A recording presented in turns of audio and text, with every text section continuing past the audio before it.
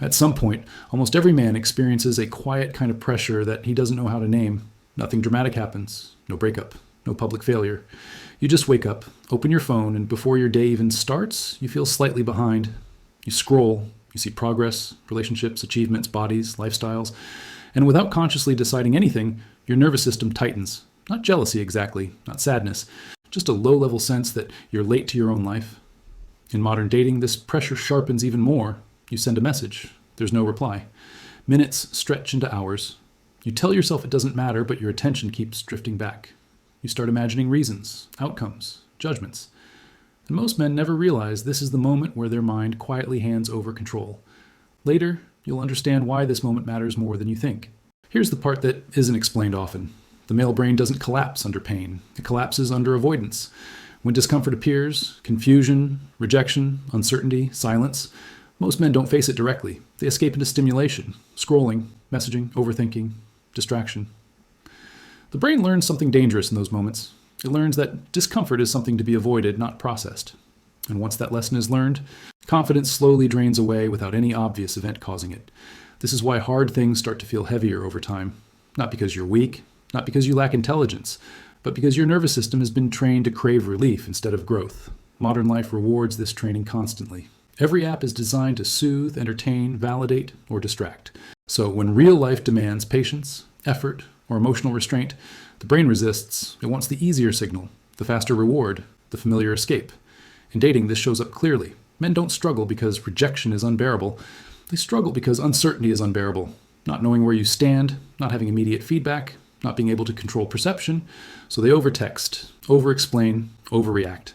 They try to manage emotions externally instead of regulating them internally. Attraction quietly fades, not because of a lack of interest, but because emotional control was outsourced to reassurance. What's rarely said is that confidence is not built by positive thinking. It's built by repeated exposure to controlled discomfort. Every time a man stays present during discomfort instead of escaping it, his brain updates its self-image. It learns, without words, that he can handle pressure without collapsing. That update compounds, slowly, quietly. And this is where real masculine confidence comes from. When a man starts removing unnecessary stimulation, even temporarily, the first thing he feels is not strength, it's restlessness. Silence feels loud, his thoughts feel unfiltered. Old insecurities surface. This is the phase most men interpret as failure and return to distraction. But psychologically, this phase is calibration.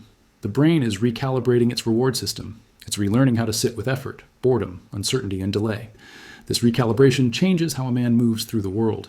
His reactions slow down, not because he's suppressing emotions, but because he's no longer ruled by them. He pauses before speaking. He listens without rehearsing responses.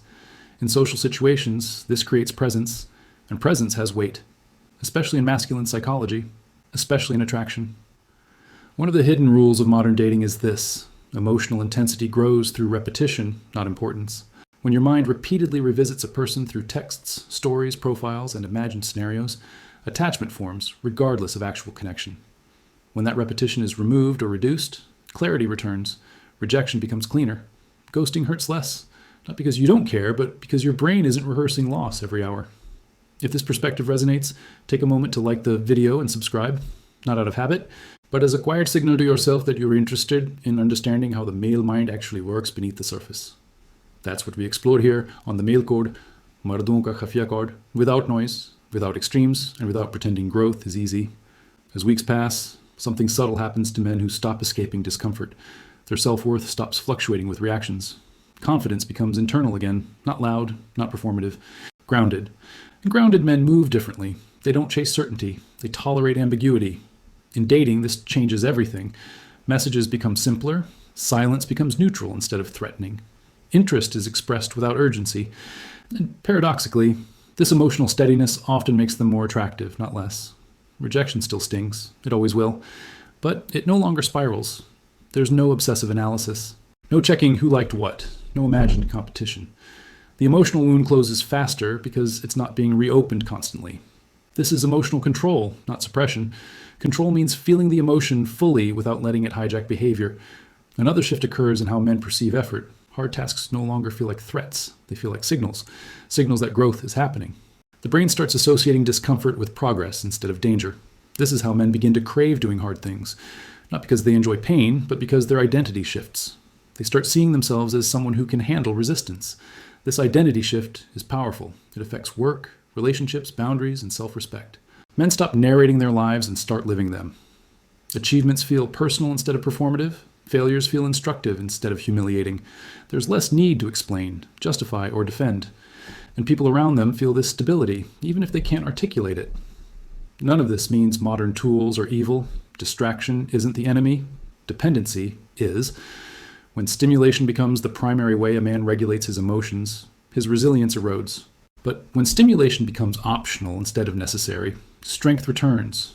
Some men grow in noise, many grow in silence. And the men who learn to sit with discomfort without flinching begin to understand something important.